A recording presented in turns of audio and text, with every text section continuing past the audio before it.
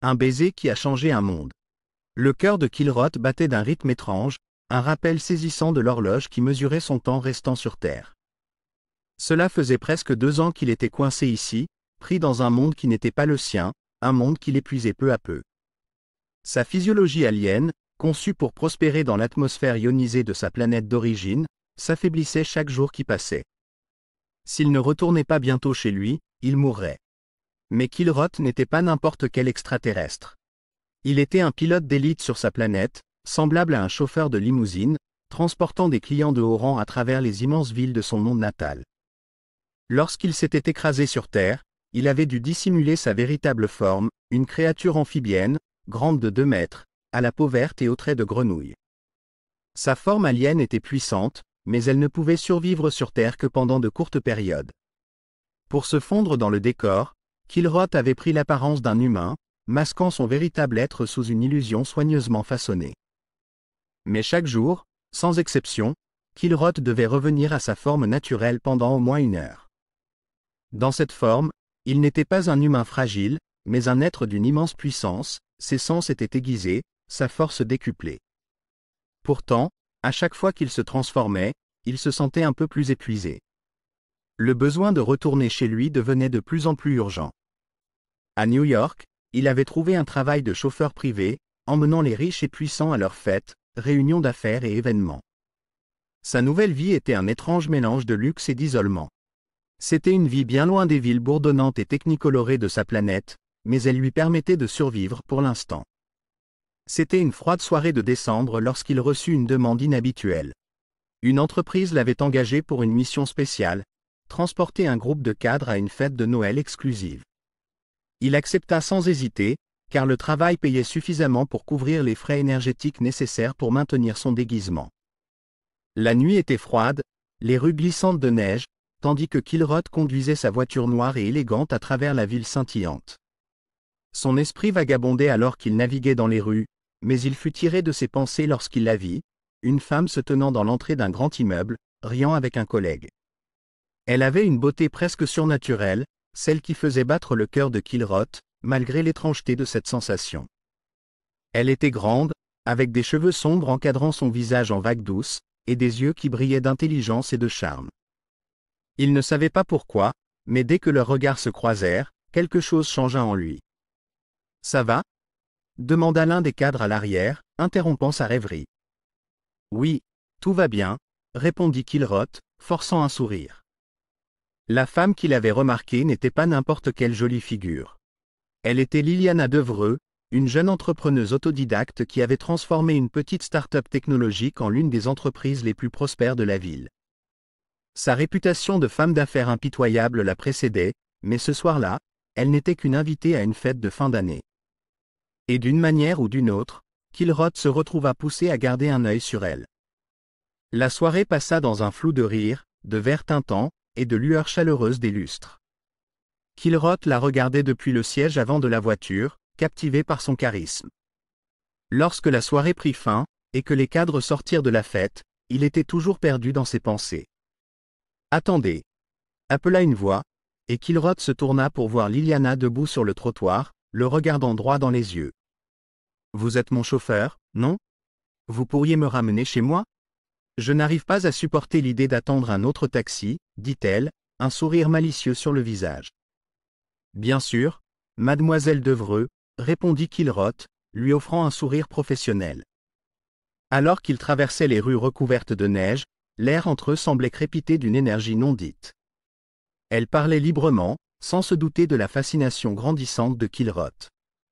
De son côté, Kilroth luttait contre les émotions humaines qu'il ne comprenait pas tout à fait. Les jours passèrent, et les deux continuèrent de se croiser. Kilroth fut embauché encore et encore pour conduire Liliana à divers événements et réunions. Peu à peu, la glace entre eux fondit.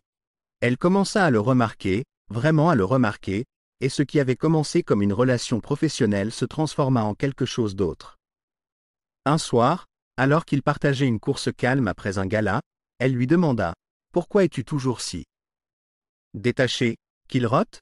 Il y a quelque chose chez toi, comme si tu n'étais pas vraiment ici. » La question suspendue dans l'air entre eux, Kilroth sentit le poids de son secret peser sur lui. Il ne pouvait plus cacher sa véritable nature. Mais il y avait quelque chose en Liliana, quelque chose qui le poussait à se révéler à elle, même s'il savait les risques. « Je ne suis pas exactement d'ici », dit-il doucement, sa voix étrangement vulnérable. Liliana se tourna vers lui, le front plissé par la curiosité. « Qu'est-ce que tu veux dire ?» Il soupira, sentant le poids de ses mots. « Je ne suis pas humain. Je suis un extraterrestre. Je me suis écrasé ici, et je suis coincé depuis. » Un instant, il y eut un silence, et Kilroth s'attendait à son incrédulité, à la moquerie qu'il avait toujours anticipée de la part des humains avec lesquels il avait interagi. Mais au lieu de cela, elle le regarda avec autre chose dans les yeux, une sorte d'émerveillement. « Montre-moi, » murmura-t-elle. Au cours des semaines suivantes, Kilroth lui permit de voir sa véritable forme, son être extraterrestre, grand, à la peau verte, avec de grands yeux et des mains palmées. Elle était fascinée, pas effrayée. Elle s'émerveillait de ses pouvoirs, comment il pouvait sauter sans effort d'un toit à l'autre, comment il pouvait manipuler la lumière pour créer des illusions, comment son toucher pouvait guérir instantanément des blessures. Mais malgré toute cette merveille, il y avait une tension croissante entre eux, une peur que Kilroth ne pouvait pas chasser. Son temps sur Terre s'épuisait. Il sentait sa force faiblir, ses pouvoirs se dissiper. Il devait retourner sur sa planète, sinon il mourrait. Un jour cependant, tout changea. Alors que Kilroth était dans sa forme naturelle chez lui, accomplissant un rituel mineur pour restaurer son énergie, un voisin en face aperçut sa silhouette à travers la fenêtre. La vue de l'extraterrestre déclencha une chaîne d'événements qui mena à une chasse à l'homme à grande échelle. Kilroth dut fuir.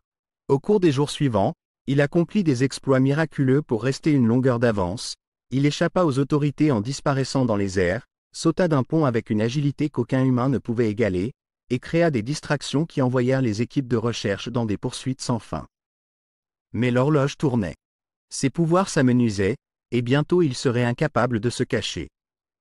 Liliana se tenait devant lui un soir, l'expression déchirée. « Que faisons-nous maintenant, Kilroth ? Je ne peux pas te perdre. Mais tu ne peux pas rester ici pour toujours, et tu ne peux pas survivre sans ta planète. » Le cœur de Kilroth se tordit douloureusement dans sa poitrine. « Il n'y a qu'une seule manière pour moi de survivre, Liliana. Je dois retourner chez moi. Mais, tu ne peux pas venir avec moi, à moins que tu ne renonces à tout ce que tu es. Tu devras devenir comme moi, une grenouille, une créature de mon peuple. Tu perdras ta beauté, ta carrière, tes amis, ta famille. Tu deviendras l'une de nous. » La décision était déchirante. Liliana ferma les yeux, les larmes lui montant aux yeux. « Je m'en fiche. Je t'aime, Kilroth.